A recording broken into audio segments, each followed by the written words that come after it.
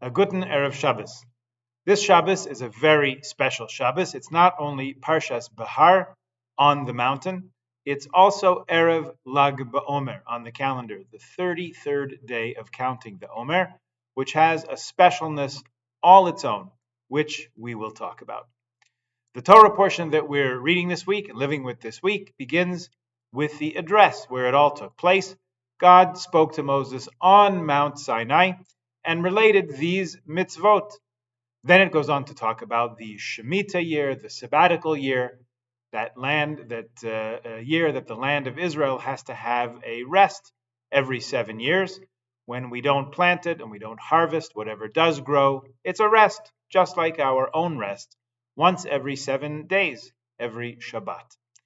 So the question that comes up is, why is it important for us to know that this conversation, this instruction took place on Mount Sinai? Rashi, the great commentator from France, asks, what has the sabbatical year got to do with Mount Sinai? And he answers, just as the 10 commandments were given at Mount Sinai, so also all these that are explained in the Parsha, the 10 commandments, and we'll read them again in just a few weeks at Shavuot. Don't murder, don't steal, don't bear false witness, I am God your God, don't worship idols, honor your father and mother, and so on. Those mitzvot and the mitzvot of how to run your farm ethically and sustainably, which doesn't always get such top billing, are just as important, just as holy as those. And they mean just as much to us, and they are just as much a way of connecting ourselves with God as with any other mitzvah that you'll mention. In fact, in this very short parsha, one of the shortest Torah portions of the year, are found some 24 mitzvot to keep the Shemitah year in Israel, the sabbatical year, which is all about responsible stewardship of the planet. Ample proof, if you're looking for any, that we were concerned with the well-being of the environment long before it was cool. A mitzvah to sound the shofar, the Jubilee year on Yom Kippur, to make sure that there is justice in business between buyer and seller, not to oppress others with words, not to change or move borders or property lines, not to oppress or disrespect those who are in your employ, and not to even appear that you are bowing down to a foreign god or a foreign power. So back to the Sinai question, what do any of these, all of these, have to do with Mount Sinai? A famous midrash, a rabbinic backstory to the story on the page, tells us that when it came time for God to speak to the Jewish people, all the mountains clamored to be the one upon which the Torah would be given. Who wouldn't want that on their resume? So each mountain tried to be the one, but it was Mount Sinai, the smallest, interestingly enough, of all the mountains that was chosen. What's the story with that? To teach us that from studying Torah, we should become more humble. We should not become arrogant, the opposite. In our prayers, we ask God to open our hearts to Torah, to make us humble before everyone. So if the idea here is to become humble, so wouldn't that be a good, giving the Torah in a valley be a good way to demonstrate that? Now that is humility. It's because the lesson has more than one aspect to it. We should become humble as we connect ourselves to Judaism, to God through Torah, and we should not become so humble that we can't stand up for what's right. We should have the courage and confidence when we're keeping Shabbat, observing the holidays, eating kosher, settling the land of Israel, giving tzedakah, or any of the other mitzvot. What we're doing is true and eternal and enduring and holy. That confidence we also need in all times and in every place our people has ever found itself or will be found.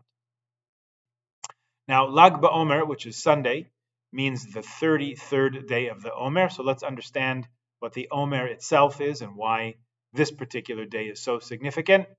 The journey out of slavery to Egypt, out of slavery in Egypt to Mount Sinai took 49 days. We left Egypt on the 15th of the Hebrew month of Nisan, and we received the Torah at Mount Sinai on the 6th of Sivan. So the days in between were obviously days of journeying. Question is, what kind of a journey? Well, there's the kind of journey when you begin in this place, this city or town or country, and you get on a plane or a train or a bus, or you drive or you bike or you walk, and after a while you leave that place and you start heading toward a different place on Earth. It may take a while. You may see some interesting things along the way.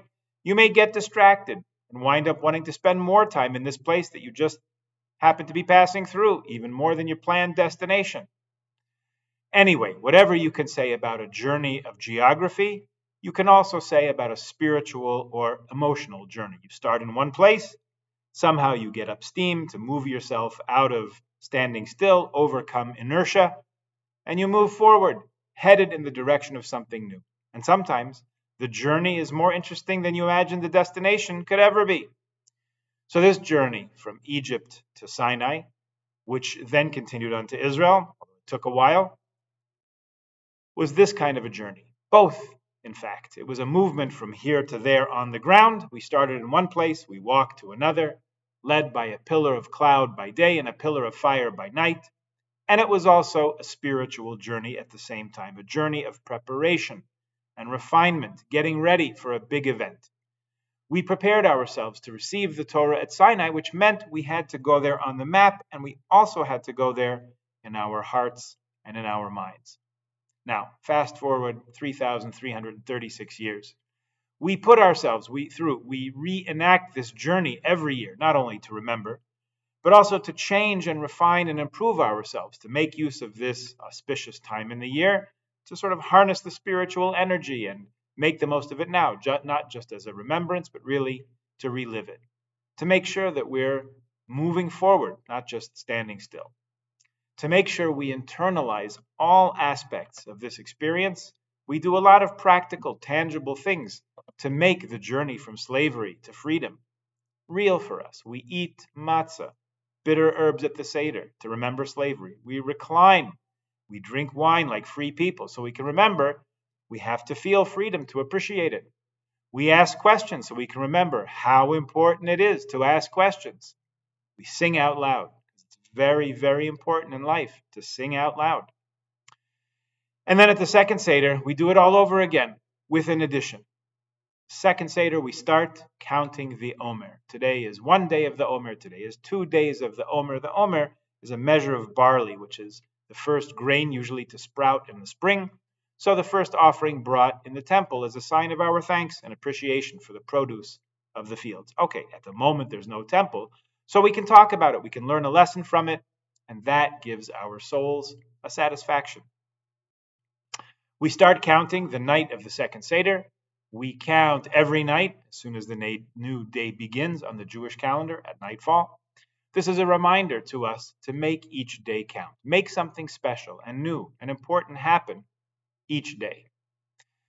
Then we have in our Siddur, a set of reflections that changes each day a little bit, giving us a chance to do a little spiritual work, a little check-in to our inner lives.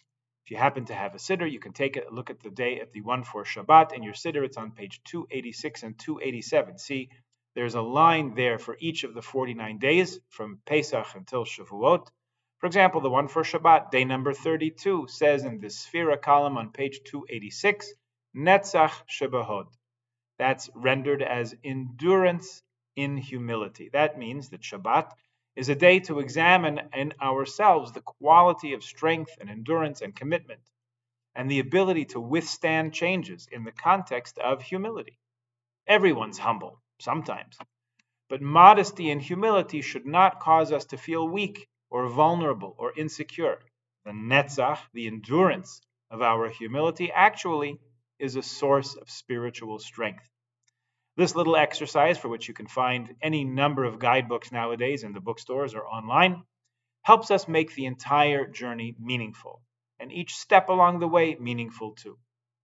These insights come to us from the mystical trend of thought in Jewish life, one of whose main authors, Rabbi Shimon Bar Yochai, we recall on Sunday on his Yortzeit, the day of his passing, the 33rd day of the Omer. Rabbi Shimon was one of the few surviving students of Rabbi Akiva, and he was someone who brought peace into the world to such an extent that they say a rainbow was never seen during his lifetime. Remember, back from Noah, near the beginning of Genesis, the rainbow is God's sign to the people of God's promise never to destroy the world.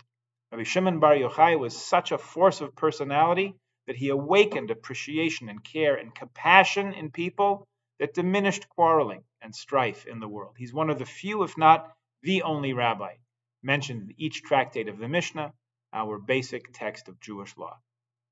So ma shmita nemru klaloseha v'diktukeha misinai, af kula nemru klalosehen v'diktukehen Sinai. All the mitzvahs are from Sinai, and the seemingly big and famous ones, those that take a little more study to discover. And Sinai, remember, stands for humility and modesty. And then again, not so much humility that we don't stand up like a mountain for what's true and right and good. That humility has to have an enduring quality at the same time. So on this very special Shabbos of holiness and celebration, appreciation, reception, and so many other connections, let's give each other a bracha that we always have simchas, happy occasions to share in good health and please God in peace. Shabbat Shalom.